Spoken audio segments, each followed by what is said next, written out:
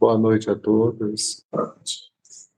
É uma imensa alegria tê-los aqui conosco para mais uma jornada. Hoje teremos a palestra realizada pelo amigo querido Leandro Soares, coordenador de cursos da Federação Espírita Brasileira, e sempre atende gentilmente aos nossos pedidos e se dispõe a vir fazer uma palestra aqui para nós, ampliando o nosso conhecimento, a nossa reflexão, o nosso conhecimento por intermédio do seu olhar. Faremos uma prece e de imediato passaremos a palavra ao nosso companheiro Leandro.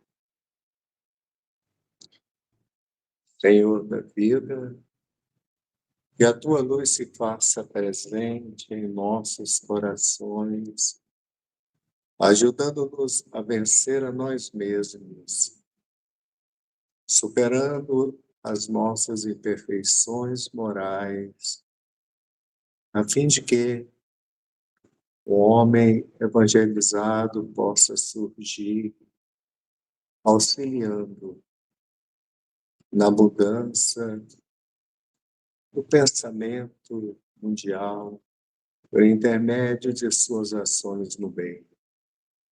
Que a noite de hoje seja para todos nós um momento único de reflexão interior, que se dará por intermédio do tema sintonia.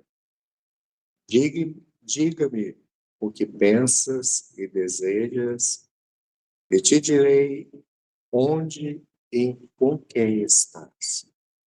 Esse é o tema da palestra, e agora eu convido o nosso amigo Leandro Soares que possa dar continuidade ao trabalho com as suas palavras.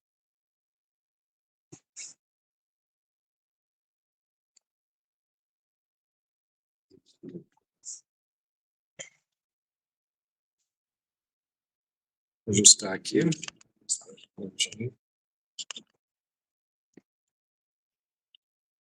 Boa noite a todos presentes, a todos que estão acompanhando online e aos demais presentes, não necessariamente visíveis, a todos nós, mas aqui presentes também. É uma alegria, mais uma vez, estar nessa casa, a qual tem um grande carinho, né? Não somente pelo querido irmão Arnaldo, que preside esses trabalhos há muitos anos já, em algumas décadas, mas pela energia que eu sinto aqui, toda vez que entro. E não é por acaso, e inclusive esse tema hoje é trazido, porque se sentimos essa percepção de bem-estar, ainda que não necessariamente estejamos a decodificar a razão dela, eu afirmo que uma das razões é justamente a sintonia que está estabelecida e que magnetizou, por assim dizer, essa casa de décadas para cá, né? Então, as boas sintonias, nós vamos conversar sobre essa questão especificamente também, naturalmente, estão muito bem estabelecidas nessa casa e, por isso, é sempre uma grande alegria aqui estar. Bom, o tema traz aí um subtítulo que já busca, de certa forma, resumir o que estamos a visualizar quando pensamos em sintonia. Obviamente, essa reflexão não foi suscitada por nós originalmente. Há uma série de grandes pensadores na seara espírita e mesmo fora da seara espírita que já concluíram que a partir da sintonia nós vamos definir, sim, exatamente com quem e onde estaremos. Afinal, então, o que é sintonia? Eu gosto muito de recorrer à etimologia da palavra, porque ela muitas vezes, de certa forma, aprofunda inclusive o conceito. E esse sentido etimológico e conceitual que eu vou apresentar na sequência vai diretamente ao encontro do que a doutrina espírita também entende por sintonia. Então, vamos começar pela etimologia. A gente vem do grego, síntonos, e significa na mesma frequência de. Então, num primeiro momento, alguns talvez estranhem, como assim na mesma frequência? Frequência vibratória.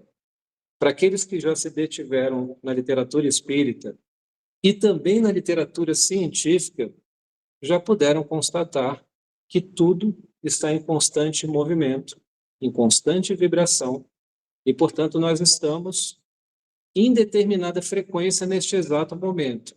Os sons vão adquirir determinada frequência. O que estamos percebendo a partir da luz também pode ser mensurado por frequência. Então, quando falamos em ondas e em vibrações, nós estamos pensando em frequência, e se sintonia quer significar, na sua origem etimológica, na mesma frequência de, significa, portanto, que se estabelecemos sintonia com alguém ou com algo, significa que estamos adentrando na exata mesma frequência, ou que já estávamos nessa mesma frequência, e por isso estabeleceu-se o contato com esse alguém ou com algo. Então, o conceito significa, e isso nós podemos recorrer a inúmeros dicionários para encontrar, harmonia, e observe, frequência, vibração, onda, harmonia. Estamos falando, de certa forma, de uma sinfonia universal, a qual pertencemos sem nenhuma exceção. Nós estamos, portanto, compondo uma sinfonia universal. Modo semelhante de pensar e de sentir. E aqui eu também abro um parênteses para lembrar que pensamento e sentimento não são nada que não vibrações. No final das contas, até mesmo a ciência já conseguiu adentrar na comprovação, eu não vou dizer todas as áreas da ciência e todos os cientistas, mas alguns já conseguiram adentrar nessa tese que vem de tanto tempo, de tantas e tantas teorias inicialmente espiritualistas que se confirmaram como tese. Pensamento e sentimento são vibrações, ainda que numa esfera muito mais sutil do que costumamos mensurar cientificamente. Então, modo semelhante de pensar e de sentir, e, portanto, de vibrar, em que há acordo, equilíbrio ou concordância. Reciprocidade, simpatia, e eu sublinho a palavra simpatia, que faz com que alguém se aproxime de outra pessoa. E aqui, não ficou muito legível, mas eis algumas das fontes, entre inúmeras, aonde podemos encontrar esses conceitos. Eu desafio até abrir um dicionário e afirmo que vocês encontrarão esses e outros conceitos similares, que todos vão chegar a essa mesma tese. Prosseguir, então, para a codificação espírita. Kardec, nós que estamos aqui numa casa espírita, temos esse compromisso, obviamente, sempre de estarmos alicerçados na doutrina espírita, e pergunto, Kardec tratou, na sua base filosófica, quando falamos na codificação espírita, de sintonia? Tratou. Não obstante, a palavra que ele utilizou, quando traduzida direta do francês, é um dos sinônimos, é um dos significados, como acabamos de ver, para a palavra sintonia, simpatia. Então, Kardec, por exemplo, em O Livro dos Espíritos, afirma: a simpatia que atrai o espírito para o outro resulta da perfeita concordância, olha o conceito aqui mais uma vez, de suas inclinações e instintos. Leia-se por instintos os nossos hábitos emocionais, os nossos desejos, nesse caso, os sentimentos que estamos a cultivar, as sensações que estamos a buscar. E, portanto, concordância de inclinações e instintos entre um espírito e outro, ou um espírito e vários outros. Ainda na codificação, vai ficar muito claro que semelhante atrai semelhante. Então, indo na contramão daquela lei de que os opostos se atraem, que equivocadamente, muitas vezes, nós estamos a tentar aplicar no contexto humano, a tese, eu afirmo, espírita já comprovou que semelhante atrai semelhante. Pode, naturalmente, acontecer de pessoas extremamente distantes frequencialmente se aproximarem e, inclusive, estabelecerem uma relação conjugal, por exemplo. E isso não se dá por acaso. Há planejamentos de fundo. Às vezes há um intuito de um ajudar o outro. Ou, mais comumente no nosso planeta, há necessidade justamente de se chegar a um equilíbrio, a um ajuste entre as duas partes em função de desajustes passados. Mas então, semelhante atrai semelhante, nós vamos ver na questão 518 de O Livro dos Espíritos a afirmação de que os espíritos preferem estar no meio dos que lhes assemelham. Acham-se aí mais à vontade e mais certos de serem ouvidos. Como ouviremos os espíritos? Estamos aqui falando dos espíritos com E maiúsculo, pensando particularmente naqueles desencarnados. Acho que, nesse contexto, podemos falar com muita naturalidade sobre a condição de desencarnado. Então, os desencarnados preferirão estar no meio dos que se lhes assemelham. Não só desencarnado com desencarnado, como desencarnado com encarnado. E o mesmo se dá, no final das contas, desencarnado com encarnado também. Como que nós ouviremos se não tivermos a mediunidade ostensiva da audiência ou um espírito? Só para esclarecer. Também na codificação aprendemos que o pensamento é o alicerce da comunicação entre os espíritos. E nós estamos inclusos, obviamente, aí. E, portanto, suscitando pensamentos, estabelecendo trocas mentais a que os espíritos poderão ser ouvidos a partir de um receptor que lhe é semelhante de alguma forma, que está numa frequência similar. Para quem aqui já leu a obra de André Luiz, vai se lembrar de situações em que um grupo de espíritos bem intencionados, de espíritos numa condição frequencial superior, vibratoriamente superior, não conseguem se fazer enxergar por alguns que estão numa condição vibratória ou frequencial inferior. Então, a mesma coisa quando falamos da comunicação. Eles não se fazem enxergar, não conseguem se fazer enxergar e tampouco conseguem se fazer ouvidos. Ou seja, ainda que desencarnado, não necessariamente se verá todo e qualquer espírito que esteja ao redor.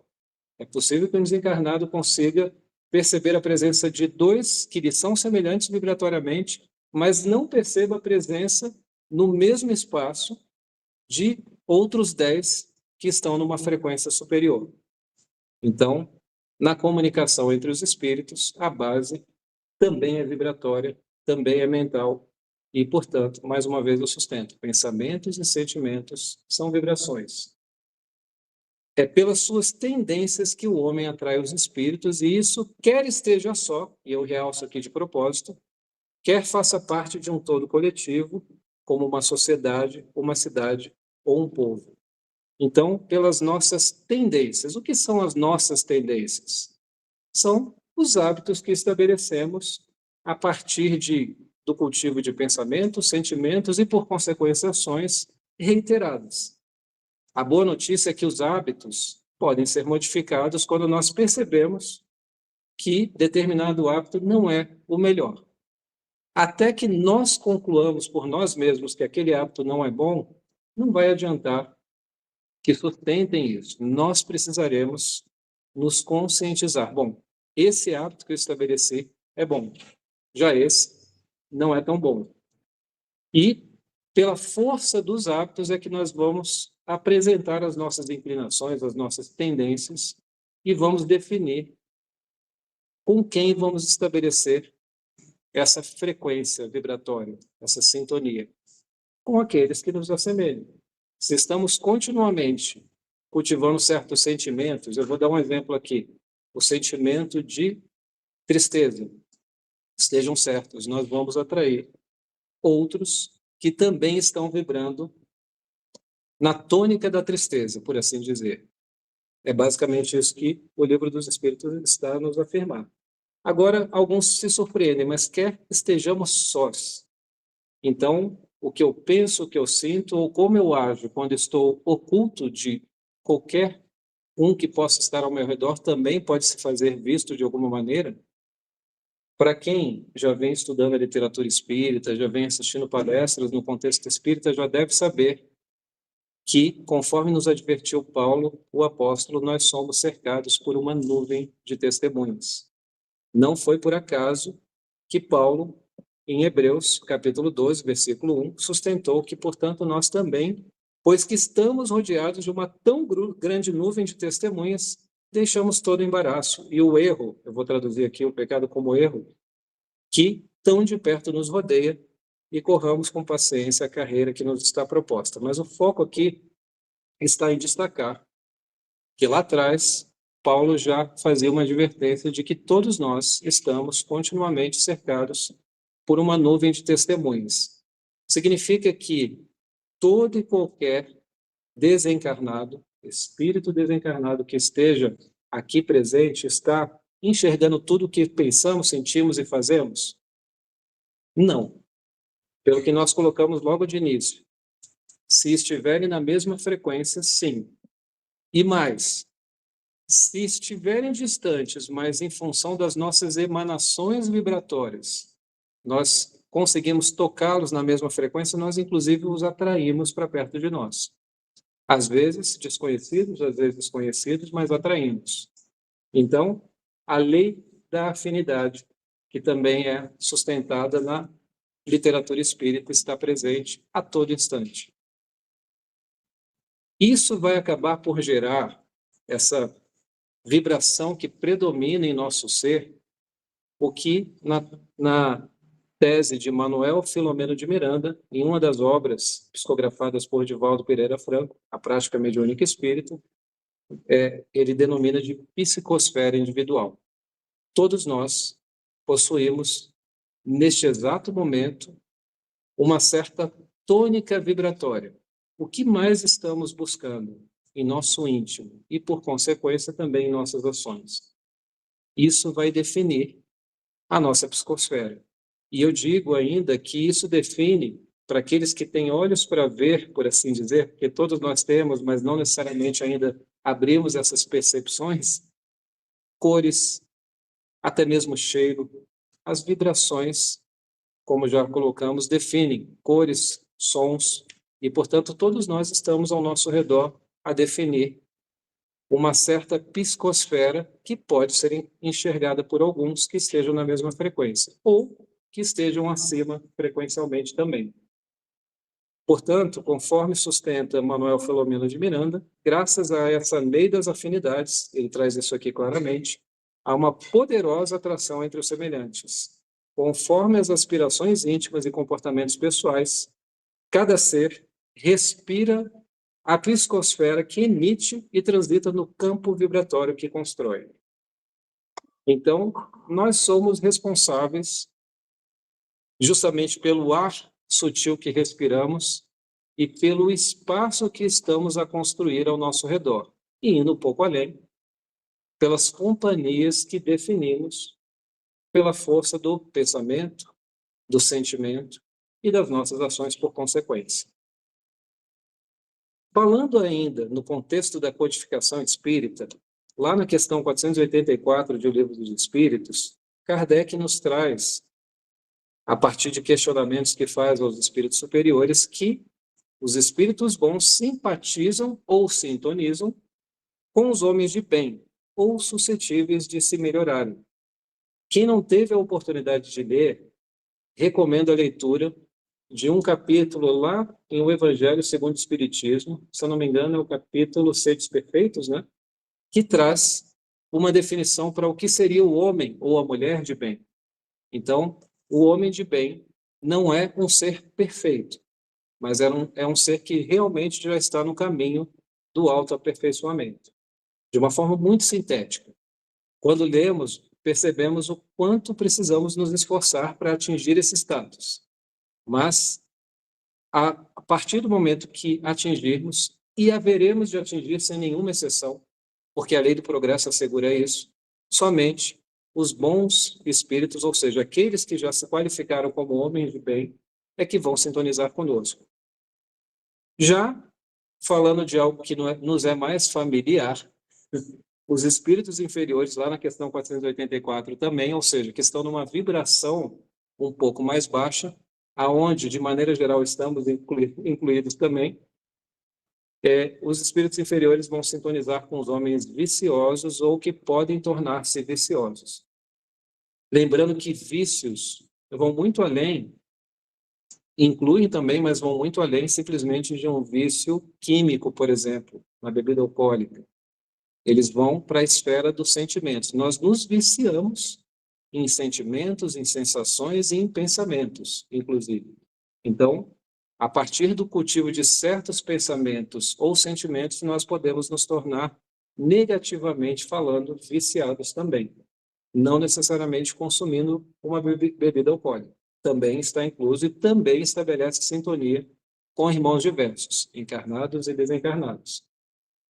Daí, então, o apego dos espíritos, que vai resultar da semelhança de sentimentos.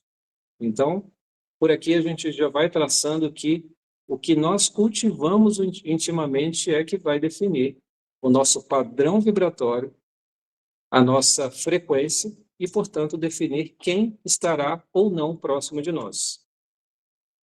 Olhem só alguns exemplos de hábitos, falando dessa questão dos vícios, que não se restringe, por exemplo, ao vício químico, que facilita a sintonização com espíritos numa frequência menor.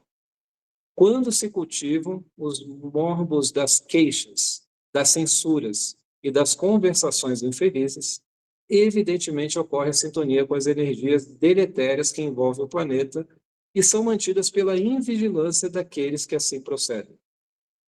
Percebam a grande recomendação de orar e vigiar. Na realidade, é psicoterapia. Quando se fala ore, se fala tente se conectar ao mais alto, tente elevar um pouquinho a sua frequência. E eis aí uma fórmula simples, que não precisa ter um conjunto de palavras memorizadas, é o sentimento e o pensamento se unindo para tentar elevar um pouco a vibração. E esteja em vigilância em relação a pensamentos e a sentimentos que repentinamente podem, por força do nosso próprio hábito, tomar conta de nosso ser. Ao perceber, nós vamos falhar muito nesse sentido, nesse trabalho de autoelevação, vibratoriamente falando, mas é possível gradativamente modificar os hábitos mentais e sentimentais. Então, exemplos de hábitos que vão facilitar essa sintonização com espíritos que estão numa frequência baixa. Aí vem uma pergunta para reflexão. Se os espíritos simpatizam ou sintonizam conosco, sinônimo de simpatizar é sintonizar, eles podem nos influenciar? Nós temos o livre-arbítrio. Joga um ponto a mais aí para reflexão e para começar talvez uma confusão na tentativa de responder. Os espíritos podem nos influenciar a cometer certa ação, a cometer certa atitude? Sim, se eu tiver uma sintonia. Perfeito. E ainda mais, olha só, eles podem sim, perfeita resposta, tem direta relação com a sintonia, é basicamente isso, mas eles podem, dependendo do nível de sintonização e de dependência que se estabelece, nos dirigir em algumas situações. Então, conforme a questão 459 do Livro dos Espíritos, os espíritos desencarnados, ele está se referindo aqui, podem sim influenciar muito mais do que possamos imaginar, pois frequentemente são eles que nos dirigem. Esse dirigir, e a resposta que está precisa, está diretamente relacionada à sintonia que nós, por opção ainda que inconsciente, estabelecemos. E aí, no final das contas, se estabelece uma relação tão próxima que o desejo daquele que está ao nosso lado passa a ser o nosso desejo e vice-versa, inclusive. Lembrando que é possível, quando estamos falando dessa relação entre encarnado e desencarnado, ou encarnado ser a má influência para o desencarnado. Isso é possível. É possível o encarnado obsidiar o desencarnado. Muitos não se dão conta disso, mas isso acontece também. E a prática espírita, as reuniões mediúnicas nos provaram isso infindáveis vezes. Mas avançando, todos os pensamentos e sentimentos que pensamos e sentimos são nossos? Dentro dessa questão, todos são nossos? Olha só a resposta que a questão 460 de O Livro dos Espíritos traz. Vossa alma é um espírito que pensa. Não ignorais que muitos pensamentos vos ocorrem ao mesmo tempo sobre o mesmo assunto e frequentemente bastante contraditórios. Pois bem, neles há sempre um pouco de vós e um pouco de nós. E é isso que vos deixa na incerteza, porque tendes em vós duas ideias que se combatem. Então aqui eles foram bem diretos. Sim, tem pensamentos que não são propriamente seus, são até contraditórios em relação ao que você, o seu verdadeiro ser, pensa e sente. Isso vale para sentimentos. Eventualmente, um sentimento pode tomar conta, um pensamento pode tomar conta de nossa mente, que está muito distante do nosso habitual, do nosso cultivo, do nosso hábito mental. E, portanto, pode ter um processo ali de influenciação, mais ou menos consciente da parte de quem está influenciando. Por que mais ou menos consciente? Não necessariamente o desencarnado vai ter a intenção de influenciar o encarnado, mas uma vez que estabelecemos a sintonia, por escolha nossa, ainda que inconsciente, nós estamos cultivando certos pensamentos, sentimentos e cometendo certas ações, nós vamos estabelecer uma sintonia. Aquele também que tem o livre-arbítrio próprio está agindo, pensando e sentindo, e às vezes alguma coisa que ele pensa e sente pode ser percebido por nós, em nossa própria mente. Mas não é propriamente um pensamento nosso. Isso vale para o bem e isso vale para o mal.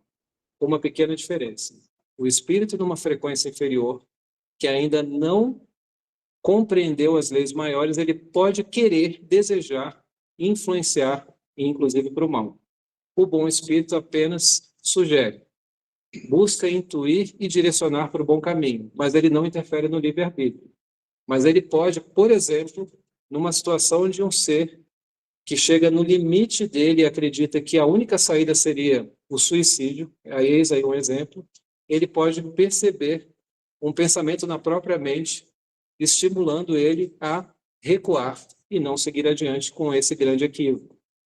E aí vem aí muitas vezes a influência de um bom espírito tentando estimulá-lo a refletir melhor e não ir por aquele caminho. Ao mesmo tempo, pode ter um espírito inferior, com quem esse estabeleceu sintonia, tentando impulsioná-lo, tentando forçá-lo, coagi-lo ao ato. Então, eis aí uma diferença do nível de influência. A influência que não visa interferir no livre-arbítrio e que é bem intencionado, e a influência que sim visa coagir e não é bem intencionado. Mas aí também vem uma pergunta interessante. Se os espíritos podem influenciar os nossos pensamentos e até mesmo nos dirigir em alguns momentos, isso significa que os nossos, faltou aqui o plural, atos maus não são propriamente nossos? Significa que nós não temos, então, a responsabilidade pelo mal que fazemos se tiver alguém que sintonizou conosco e nos induziu e tentou nos coagir a cometer um ato e a gente acabou aderindo e realmente cometeu o ato mal.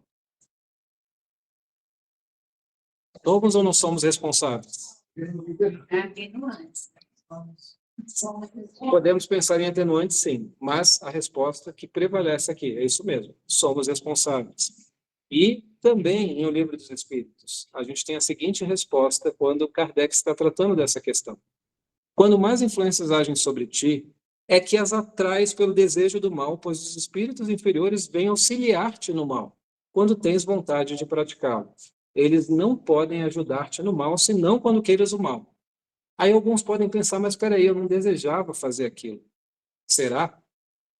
Para quem já estudou a psicologia profunda, vai compreender que há alguns hábitos mentais e emocionais que estão ocultos da nossa mente consciente, por assim dizer, estão em nosso inconsciente, mas que são responsabilidade nossa da mesma forma. Vamos aí na psicologia analítica, vamos na psicanálise, na psicologia humanista e vamos encontrar teses que comprovam, psicossíntese, entre tantas outras, que comprovam que há pensamentos e sentimentos que podem emergir em determinados momentos e que não são nada bonitos. Em verdade, aí vem uma má notícia que a psicologia nos traz. Todos nós possuímos sombras em nosso inconsciente, não necessariamente todas de natureza ruim, por assim dizer, mas também temos aquelas que não nos são agradáveis e que, inclusive, foram ocultas de nós mesmos, por nós mesmos, justamente porque elas não são bem vistas no contexto social ou por nós mesmos. E determinadas tendências que estão lá em vidas anteriores, que eram muito mais exacerbadas em nós, estão sendo colocadas sob controle, mas ainda não estão completamente superadas. E aí vem, por exemplo, Jung recomendar o trazer à tona, trazer à consciência essas sombras, para então, e somente então, colocá-las sob o controle. Porque se nós não tivermos consciência que somos sim egoístas, que somos sim orgulhosos, por exemplo, egoísmo e orgulho, daí derivam todos os demais males, como nos ensina Kardec, nós teremos muita dificuldade de superar o orgulho e o egoísmo que se encontram em nós. Então, muitas vezes, nós ansiamos sim cometer certos atos que não são nada bondosos e que têm sim uma grande responsabilidade nossa, sempre há algum grau de responsabilidade. Não obstante, como foi colocado, o atenuante poderia derivar daquele que chegou num nível, por exemplo, num processo obsessivo, tão avançado, né, quando a gente fala da subjugação, por exemplo, recomendo a leitura de O Livro dos Médiuns, a curiosidade aí do capítulo que trata da obsessão, mas, ou até mesmo, o que Kardec reconsidera mais adiante, o que ele vai chamar de possessão, lá em A Gênese, também em Revista Espírita. André Luiz vai trazer a palavra possessão também na obra A Vida no Mundo Espiritual. Chega-se num ponto em que realmente o ser se torna quase que uma marionete. Mas, na origem, ele estabeleceu a sintonia, ele viabilizou que se chegasse naquele ponto. Essa é a mensagem importantíssima para nos lembrar que sempre há responsabilidade.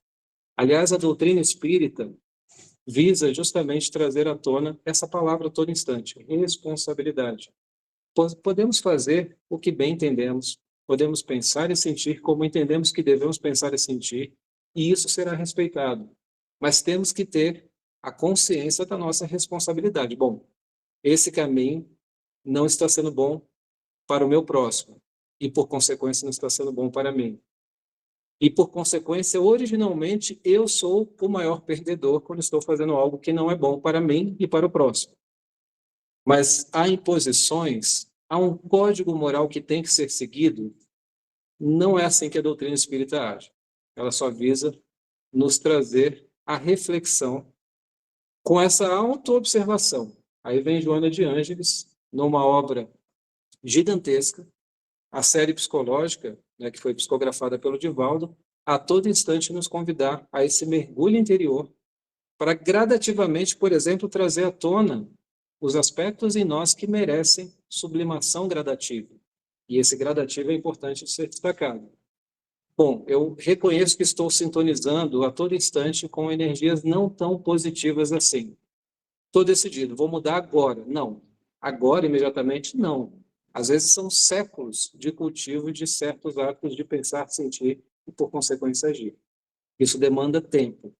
Mas o esforço é realmente a garantia de que em algum momento nós vamos chegar lá. Aliás, é fantástico quando Kardec afirma que se reconhece o verdadeiro espírita, para aquele que se afeiçoa à doutrina espírita, pelos esforços que empreende para domar de forma gradativa as más inclinações que ainda possui. Não é pela perfeição, porque somos imperfeitos, sem nenhuma exceção. Pelo menos, de maneira geral, nesse planeta, estamos nos referindo a seres perfectíveis e não seres perfeitos, né? E eu, obviamente, estou incluso aqui como o menor dos seres que tem tudo ainda para aperfeiçoar. E é isso que eu tenho de gratidão para a doutrina espírita. Ela vai trazendo gradativamente à tona aspectos em nós que percebemos que precisamos melhorar. Esse é o ponto. Agora, uma vez que estabelecemos aqui essa questão da sintonia, atraindo companhias, ficou claro para todos os que estão presentes e podem responder aqui que a nossa faixa frequencial, a nossa faixa vibratória, que é definida pela forma de pensar e sentir, define as companhias. justamente que estarão na mesma frequência, porque pensam e sentem de maneira similar, têm desejos similares, desejos para o bem ou para o mal. Observem, o desejo não é em si nada de ruim, né? O desejo até mola propulsora também para o autoaperfeiçoamento. Eu desejo me autoaperfeiçoar, por exemplo. Mas ficou claro, né? Agora, uma coisa um pouco mais difícil, mais desafiante é compreender que Deus, estou falando aqui na linguagem espírita efetivamente, a inteligência suprema do universo, não criou ambientes para nos penalizar. Não criou o inferno. Não criou o umbral. Aliás, a danação eterna, a condenação eterna na doutrina espírita é tratada, por exemplo, em O Céu e o Inferno, em outras obras também, com bastante clareza. Seria uma contradição do ponto de vista daquele que é puro amor, condenar um ser que é perfectível, que é uma criança espiritual, eu estou aqui me incluindo como uma criança espiritual e que comete muitos erros ainda, e condenar por um pequeno período, sendo que é um ser eterno, aprendemos isso também, não só na doutrina espírita, em outros são seres eternos, e aí a gente erra por que sejam 100 anos, que sejam 1000 anos, que sejam 100 mil anos, isso não é nada perante a eternidade. Então, não teria sentido em ser condenado eternamente por algo que se cometeu pontualmente. Então, a lei do progresso vai assegurar que todos gradativamente vamos avançar. Mas aí alguns perguntam, mas espera aí, a doutrina espírita mesmo mostrou que tem ambientes horríveis, que lembram um verdadeiro inferno. Tem, por exemplo, um umbral, só que abaixo do umbral, vibratoriamente falando, tem locais ainda mais tristes e ainda mais repletos de sofrimento. Mas vamos citar aqui um umbral, que inclusive foi ilustrado no filme Nosso Lar 1. Agora já estamos com o Nosso Lar 2, que foi inspirado em Os Mensageiros, mais uma obra de André Luiz. Mas Nosso Lar 1, acho que boa parte aqui deve ter assistido, não assistiu? Lembram das imagens do umbral? Será que aquele local foi criado por Deus para condenar aqueles que cometeram um equívoco, ou vários equívocos que seja? Então, deixa eu criar um local bem feio e repleto de angústia, de ansiedade, de dor, para penalizar. A boa notícia é que não há um local criado por Deus. A má notícia é que há, ao mesmo tempo, um local criado por nós, co-criadores. Vós sois deuses. Nós criamos. E criamos como? Como assim? Eu criei um umbral? Sim. Nós todos, eu aposto aqui, já transitamos por regiões como aquela que está ilustrada em Nosso Lar, que foi denominada por André Luiz de umbral. E nós somos corresponsáveis por essas criações. Mas como assim? Como eu crio? E aí vem a doutrina espírita também esclarecer. O que define o ambiente percebido pelo espírito após a desencarnação? Aí vem Emmanuel em roteiro afirmando que a residência da alma permanece situada no manancial de seus próprios pensamentos. Espera aí. A minha residência enquanto espírito desencarnado está atrelada aos meus próprios pensamentos? É isso? Sim, é simplesmente isso. E leia-se aí, junto com os pensamentos, os sentimentos que se atrelam. Estamos naturalmente ligados às nossas criações. Então, quer dizer que eu sou responsável pela criação do ambiente que estou enxergando no plano sutil, no plano espiritual. Sim, é isso. Avançando, André Luiz, em Nosso Lar, no capítulo 44, em que ele está tratando de uma região muito triste, chamada as trevas, afirma, é por essa razão que no planeta o problema do ambiente é sempre fator ponderável no caminho de cada homem. Cada criatura viverá daquilo que cultiva. Então, esses locais, chamado umbral, trevas, abismos, acho que alguns aqui já leram na literatura, já se depararam, são criações mentais. De que forma? Aí vem uma reflexão inicial que está atrelada às primeiras reflexões que trouxemos do cultivo de certos sentimentos. Quem se oferece diariamente à tristeza, nela se movimentará. Quem enaltece a enfermidade, sofrer-lhe-á o dano. É lei da vida, tanto nos esforços do bem, como nos movimentos do mal. André Luiz também em Nosso Lar. E aí eu trago aqui Gálatas, capítulo 6, versículo 7, afirmando que aquilo que o homem semear, isso também ceifará. lei de ação e reação. E isso se aplica no mundo mental. Aliás, para quem já leu a obra egípcia, chamada Caibalion, há na primeira das leis que tudo é mente. Tudo. O mundo, o universo, tudo advém de uma mente, da inteligência suprema do universo, inclusive. Então tem todo sentido essa tese. E Emmanuel, entre outros da literatura espírita, vão reforçar essa mesma tese. Por exemplo, em Pensamento e Vida, Emmanuel deixa isso muito claro. A cada um segundo as suas obras.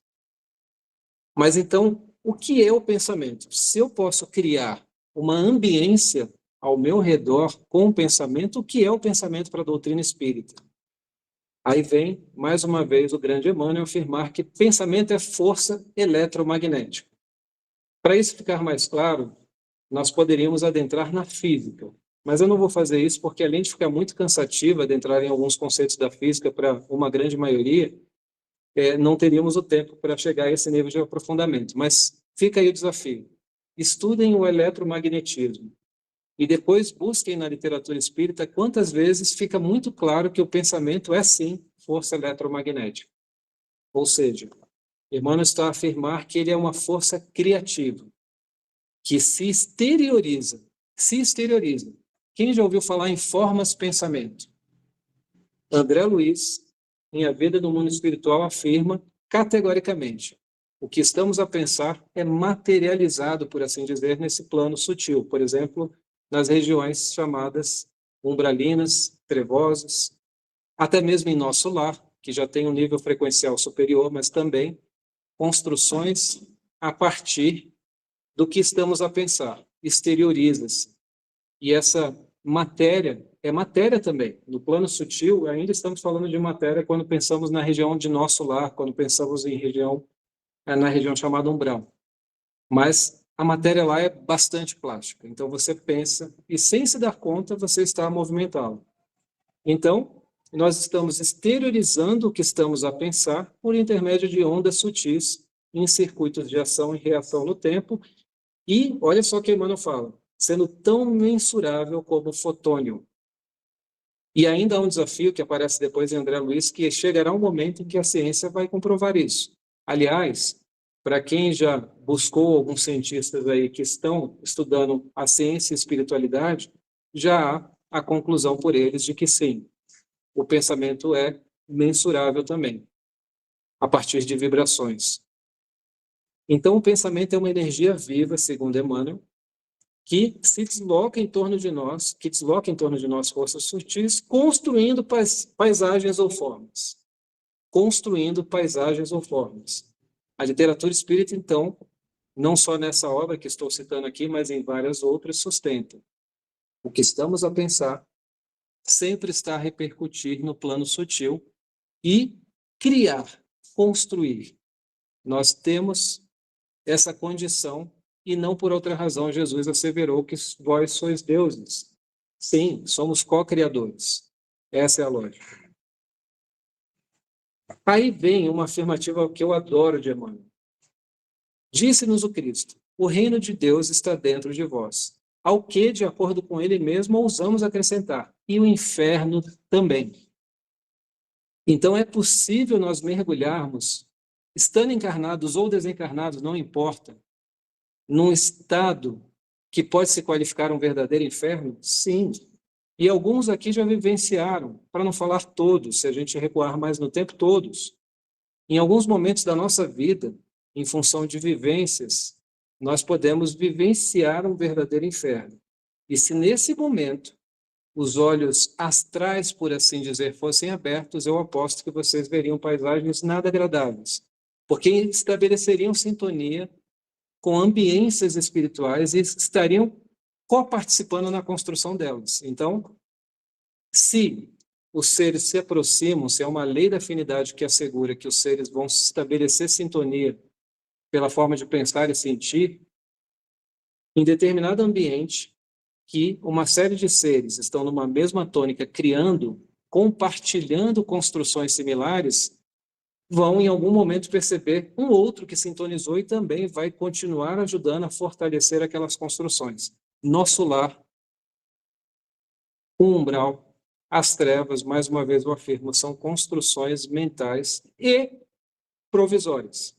Só que há uma diferença entre nosso lar, obviamente, e o umbral, por exemplo. Nosso lar foi construído por intermédio de espíritos que estão numa condição de equilíbrio tamanha que eles conseguem trazer beleza, harmonia e durabilidade efetiva, se necessário, centenas de anos. Mas haverá um momento em que não terá mais necessidade. E essa é uma boa notícia. Haverá um momento em que o umbral também não terá mais o menor sentido para esse orbe, porque os seres que nele estarão não estarão mais vibrando nessas frequências tão baixas. Não existirá mais um umbral. Olha só que boa notícia. Não existirá essas regiões que podem ser qualificadas como inferno, as regiões abismais, por exemplo.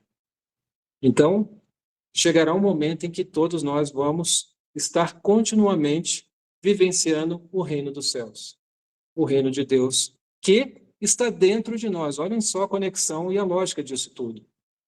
Jesus, em diferentes momentos, estava falando sobre sintonia, sobre frequência espiritual, por assim dizer. E aí vem, só para a gente avançar nessa reflexão de Emmanuel, o céu começará sempre em nós mesmos e o inferno tem o tamanho da rebeldia de cada um. Então, observem que o nosso estado emocional muito agitado, rebelde, estabelece um ambiente, uma ambiência, psiquicamente falando, nada agradável. E quando a gente enxerga o plano sutil, vamos perceber que, de fato, estamos sintonizando e contribuindo para construir ambientes que não são nada agradáveis.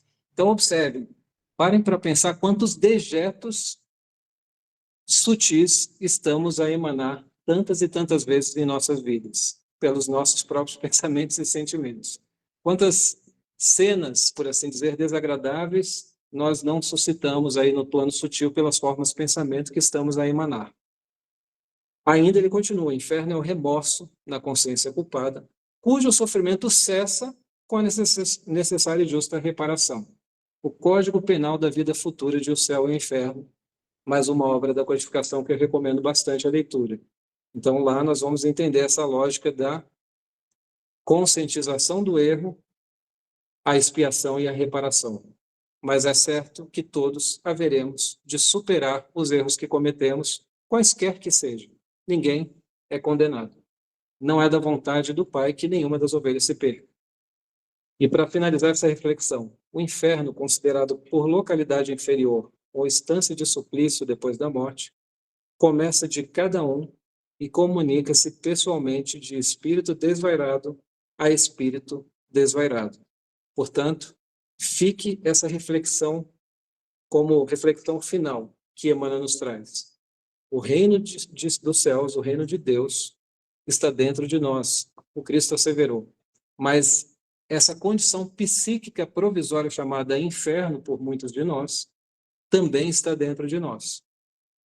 Mas nos compete, então, escolher melhor aonde queremos situar os nossos pensamentos, os nossos desejos, as sensações que estamos a buscar, para de uma forma gradativa, sem culpa, sem autocondenação, nada disso. É gradativo.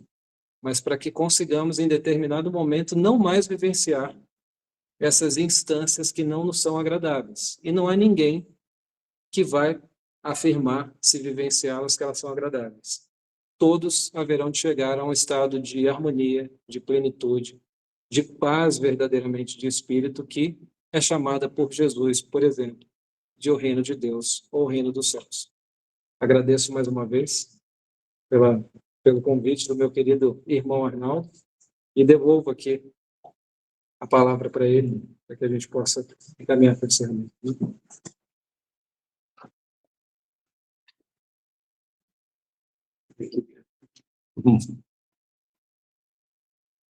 Queremos agradecer ao amigo Leandro por sempre, quando nós o convidamos, ele vem à nossa casa com tanto carinho, com tanto amor. E hoje nos trouxe lições fabulosas para refletirmos sobre o que estamos fazendo da nossa vida, do nosso pensamento, da nossa sintonia. E eu queria pedir pela primeira vez, palestrante, que fizesse a prece de encerramento para nós, porque a sintonia dele hoje está maravilhosa.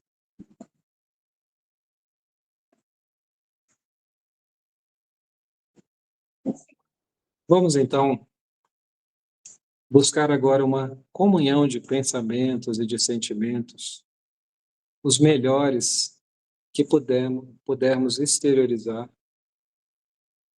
elevando então a nossa vibração para pairagens que nos são agradáveis, que nos trazem equilíbrio, harmonia, paz.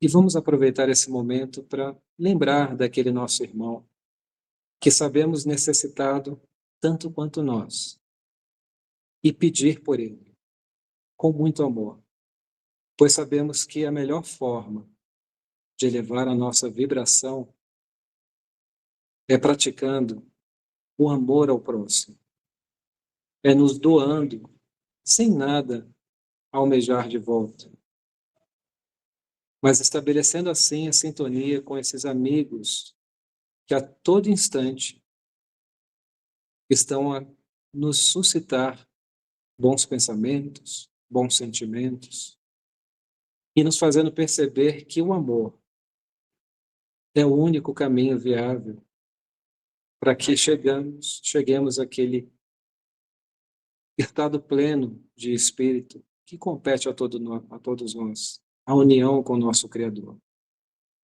Pedimos então, em favor desses irmãos que nos vêm à mente agora, e aproveitamos por fim para agradecer por tudo que está a se processar em nossas vidas, pois mesmo o que não nos parece agradável, sabemos que está a ocorrer para nos advertir, para nos suscitar mudança de rumo. Sabemos que as leis visam sempre o progresso e, portanto, vamos aproveitar esse momento para nos comprometer ainda mais com o nosso autoaperfeiçoamento, com a expansão do amor que jaz em todos nós, sem nenhuma exceção. Agradecidos, então, pedimos a permissão daqueles que dirigem o trabalho nessa casa para encerrar esse momento público, dizendo graças a Deus.